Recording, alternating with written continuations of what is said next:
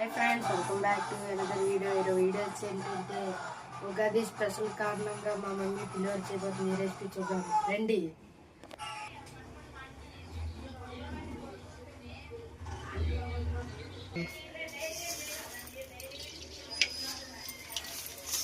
మేము బాగా వేడెక్కాక ఆవాలు, శనగపప్పు,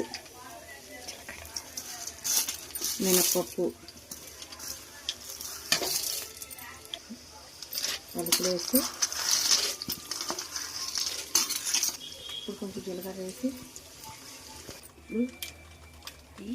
పచ్చిమిర్చి, అల్లం, కరివేపాకు 3 వేసి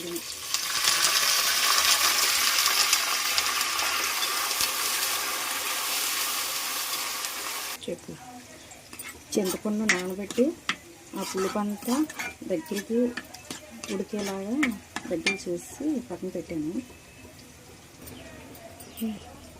అలాగే బియ్యం కూడాను అన్నం వండేటప్పుడే పసుపు వేసుకొని పక్కన పెట్టేసుకున్నాను.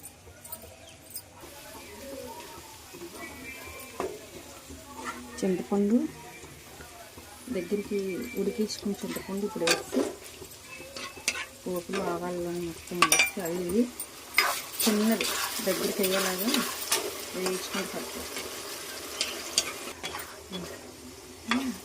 చింతపండు పులుపు వేసిన తర్వాత ఒక 5 నిమిషాలు అలా నూనెలో వేగిన తర్వాత ఇది రెడీ అయిపోయినట్టుగా.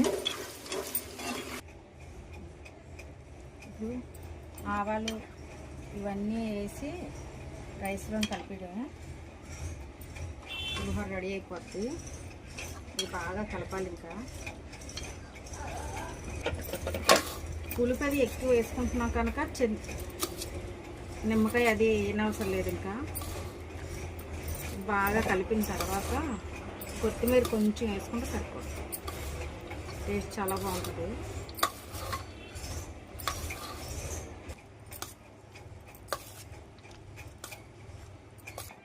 ఉప్పదిని ఇందాక చింతపండు పులుపు మరిగించేటప్పుడే ఉప్పది అందులో వేసుకున్నాను.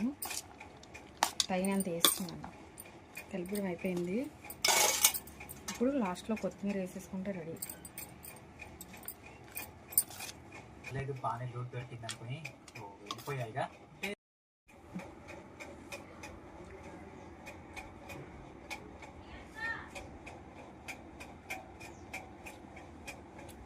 వావ్, బడే వచ్చింది. మీరు కూడా ఇంట్లో చేసుకోండి. Okay, bye.